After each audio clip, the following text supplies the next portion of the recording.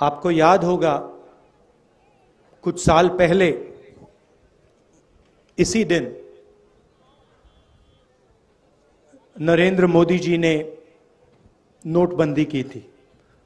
8 बजे रात को, मतलब अभी 7 बज रहे हैं, इसके 1 घंटे बाद नरेंद्र मोदी जी टीवी पे आए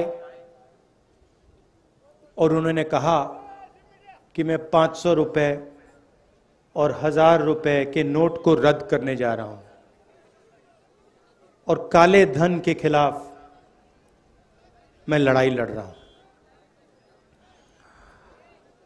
सच्चाई ये थी कि नोटबंदी काले धन को मिटाने के लिए नहीं की गई। नोटबंदी जो हमारे छोटे व्यापारी हैं, स्मॉल और मीडियम बिजनेस चलाने वाले लोग हैं, जो हमारे किसान हैं, उन पर आक्रमण था और उसका नतीजा आज तक हिंदुस्तान के हर गरीब को दिख रहा है। नोटबंदी के बाद उन्होंने गलत जीएसटी लागू की और इन 2 पॉलिसीज ने, जो हिंदुस्तान की रीढ़ की हड्डी है, जो इस देश को रोजगार दिलवाती है, किसान, छोटे बिजनेस वाले, छोटे दुकानदार, इन सब को नष्ट कर दिया, खत्म कर दिया। यहां आने से पहले मैं युवाओं से मिला, 5-10 युवाओं से मिला और मैंने उनसे सवाल पूछा। वो एग्जाम के बारे में आए थे, डेलीगेशन आया था, एग्जाम के बारे में बात कर रहे थे। मैंने उनसे पूछा कि आपको क्या लगता है आज के हिंदुस्तान में, आपने पढ़ाई कर ली, यूनिवर्सिटी, कॉलेज, स्कूल सब कुछ कर लिया, माता पिता ने आपकी शिक्षा में लाखों रुपए लगा दिए, आपको क्या लगता है आपको रोजगार मिलेगा? चुप हो गए, क्योंकि आज हिंदुस्तान की सच्चाई है। हमारे देश में आज युवा पढ़ सकता है, स्कूल जा सकता है, कॉलेज जा सकता है, मगर रोजगार उसे नहीं मिल सकता। स्टूडेंट्स इंजीनियरिंग पढ़ते हैं, सालों लगा देते हैं और फिर उसके बाद इंजीनियर नहीं बनते, मजदूरी करते। कोई मजदूरी करता है, कोई उबर की गाड़ी चलाता है, कोई ड्राइवर बनता है। ये हिंदुस्तान की सच्चाई है, महाराष्ट्र की सच्चाई है। और जो आपका शिक्षा का सिस्टम है, स्वास्थ्य का सिस्टम है, वो पूरा का पूरा प्राइवेटाइज किया जा रहा है। 2-3 लोग हैं, इनके हवाले नरेंद्र मोदी जी और आपकी यहां की सरकार पूरा का पूरा ढांचा इनके हवाले कर रही है। मैंने उनसे पूछा, लड़कों से पूछा कि भाई बताओ, बेरोजगारी के कारण बताओ। मुझे कहते हैं जो पब्लिक सेक्टर था, जिसमें हमारे जैसे लोगों को रोजगार मिलता था, थोड़ी सिक्योरिटी होती थी, उन्होंने कहा पूरा का पूरा पब्लिक सेक्टर प्राइवेटाइज किया जा रहा है, बंद किया जा रहा है। तो वो भी रास्ता बंद है। नोटबंदी ने, जीएसटी ने एक रास्ता बंद किया, प्राइवेटाइजेशन दूसरा रास्ता बंद कर रहा है। तो ये देश की हालत है। और इन पॉलिसियों का लक्ष्य हिंदुस्तान की गरीब जनता को डराने का है, किसान को डराने का, मजदूर को डराने का, युवा को डराने का। और बीजेपी और आरएसएस डर को फिर नफरत में बदल देते हैं। डर के बिना नफरत हो ही नहीं सकती। अगर डर नहीं है तो नफरत नहीं हो सकती। अगर डर है तो उसको नफरत में बहुत आसानी से बदला जा सकता है। यह हिंदुस्तान में हो रहा है और इससे देश का कोई फायदा नहीं होने वाला है। बेरोजगारी से, महंगाई से देश का कोई फायदा नहीं होगा। नफरत से देश का कोई फायदा नहीं होने वाला। और यह इस देश का इतिहास ही नहीं है। यह भाईचारे का देश है, एकता का देश है, इज्जत का देश है। इसीलिए हमने भारत जोड़ो यात्रा शुरू की। 3600 किलोमीटर की यात्रा है। तमिलनाडु में कन्याकुमारी में शुरू किया। 60 दिन हो गए हैं। मैं आपको बता रहा हूं, ऐसा लग रहा है कि आज सुबह हमने शुरुआत की। अजीब सी बात है।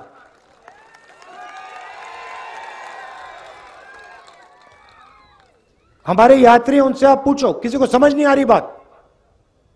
25-25 किलोमीटर हर रोज चलते हैं।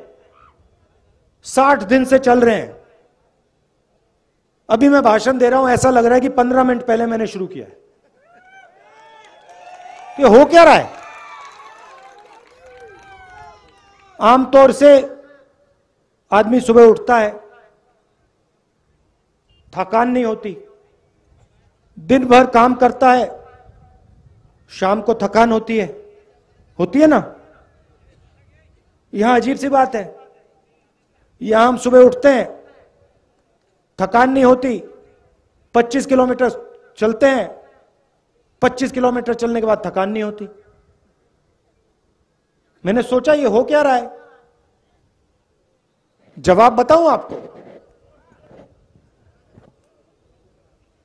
हम अपनी शक्ति का प्रयोग नहीं कर रहे। राहुल गांधी अपनी शक्ति का प्रयोग नहीं कर रहा। ये जो यात्री हैं, ये अपनी शक्ति का प्रयोग नहीं कर रहे हैं। हम सब आपकी शक्ति का प्रयोग कर रहे हैं। आप हमें पीछे से धकेल रहे हो। आपका प्यार हमें पीछे से धकेल रहा है। और ये आपका जो प्यार है, ये हमें श्रीनगर तक पहुंचाएगा। और वहां देखना, वहां मेरा भाषण देख लेना। वहां भी मैं यही कहूंगा कि मुझे समझ नहीं आया, 130-140 दिन हो गए, रोज 7-8 घंटे चले हैं, 25-30 किलोमीटर चल रहे, मगर थकान नहीं आ रही। क्योंकि आपकी आवाज है, आपका प्रेम है, और हम आपकी आवाज सुनने आए हैं। मैं यहां लंबा भाषण नहीं देना चाहता हूं। राजनेता आते हैं, 2 घंटे का भाषण करते हैं, कोई जरूरत नहीं है। हम यहां आए हैं, 7 घंटे चले, सुबह से शाम हम आपसे बात कर रहे हैं। किसानों से, युवाओं से। अभी विकलांग औरत मिली मुझे, उसके दिल में जो था उसने मुझे बताया, उसकी व्हीलचेयर को धकेला मैंने। हम आपकी बात सुनने आए हैं, क्योंकि हम जानते हैं आप सब कुछ समझते हो। खेती के बारे में सीखना हो, किसी ब्यूरोक्रेट की जरूरत नहीं होती है। खेती के बारे में सीखना हो तो किसान के साथ बैठ जाओ, 15 मिनट में वो आपको समझा देगा जो समझना है। वो क्या कह रहा है? कह रहा है कि हमारा कर्जा माफ नहीं होता। हिंदुस्तान के अरबपतियों का कर्जा 2 मिनट में माफ हो जाता है, हमारा नहीं होता। हमने क्या गलती की? हमने कौन सी गलती कर दी? वो बता रहा है। कहता हमें एमएसपी नहीं मिलती।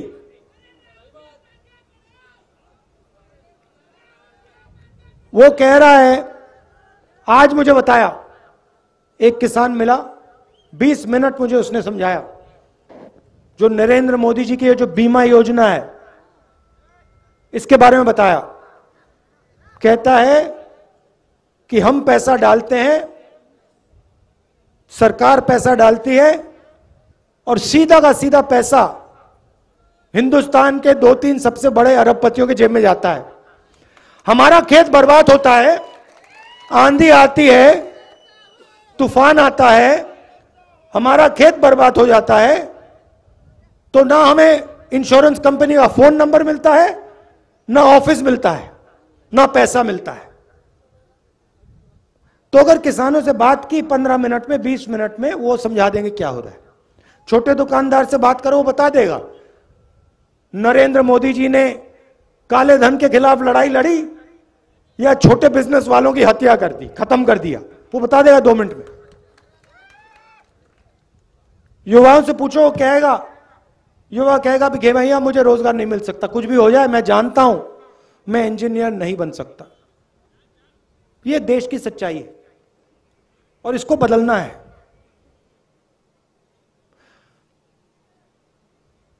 और ये देश में आरएसएस और नरेंद्र मोदी जी ने, बीजेपी ने नफरत की राजनीति शुरू की है। भाई को भाई से लड़ाते हैं। अच्छा, मैं आपसे पूछता हूं, परिवार में जब 2 भाई लड़ते हैं तो परिवार का फायदा होता है क्या? परिवार में बेटा और पिता लड़ता है, परिवार आगे जा सकता है क्या? बर्बाद होता है ना। तो फिर आप मुझे समझाओ, अगर जब भाई भाई के साथ लड़ता है परिवार बर्बाद होता है, तो फिर यहां देश में अगर भाई भाई से लड़ेगा तो देश का क्या होगा? बर्बाद होगा। तो ये लोग अपने आप को देशभक्त कहते हैं। कैसे देशभक्त हैं ये? देश में नफरत फैला रहे हैं, एक भाई को दूसरे भाई से लड़ा रहे हैं, एक भाषा को दूसरी भाषा से लड़ा रहे हैं, एक जात को दूसरी जात से लड़ा रहे हैं, एक धर्म को दूसरे धर्म से लड़ा रहे हैं, और फिर कहते हैं हम देशभक्त हैं। कौन से देश के भक्त हो आप? इस देश के भक्त तो नहीं हो। तो इसीलिए हमने ये यात्रा शुरू की, और इसमें 1 इंच मतलब हम शुरू करेंगे, कन्याकुमारी से शुरू किया और कश्मीर में, श्रीनगर में ये जो हमारा तिरंगा है उसको हम आगे जाके लहराएंगे। और आपने हमें इतनी शक्ति दी है, इतना प्यार दिया है, मैं आपको बता भी नहीं सकता। मैं यहां 3-4 घंटे बैठ जाऊं तब भी मैं आपको समझा नहीं सकता कि आपने मुझे कितना दिया है, कितना प्यार दिया है, कितनी शक्ति दी है। इसलिए मैं दिल से आपको धन्यवाद करना चाहता हूं, दिल से धन्यवाद करना चाहता हूं। और एक बार फिर आज दुख का दिन है। पांडे जी झंडा लिए चल रहे थे, झंडा लिए चल रहे थे, आखिरी सेकंड तक झंडा लिए चल रहे थे और फिर शहीद हुए। तो ये मीटिंग उनके याद में है। उनके परिवार को, हम सब का, पूरी कांग्रेस पार्टी का, हर कार्यकर्ता का, हर नेता का प्यार। और उनको मालूम होना चाहिए कि ये पूरी पार्टी, इस पार्टी का हर एक कार्यकर्ता, इस पार्टी का हर एक नेता आपके साथ है। आपको घबराने की कोई जरूरत नहीं। धन्यवाद। जय हिंद। नमस्कार। नमस्कार, मैं हूं देवकीनंदन मिश्रा। आप देख रहे हैं पब्लिक न्यूज टीवी। अगर आपको हमारा ये वीडियो पसंद आया हो तो इसे लाइक करें और ज्यादा से ज्यादा लोगों तक शेयर करें। हाँ, एक बात और, हमारे इस चैनल को फॉलो करें, सब्सक्राइब करें, ताकि जैसे ही हम कोई नया वीडियो डालते हैं सबसे पहले आप तक वो पहुंचे।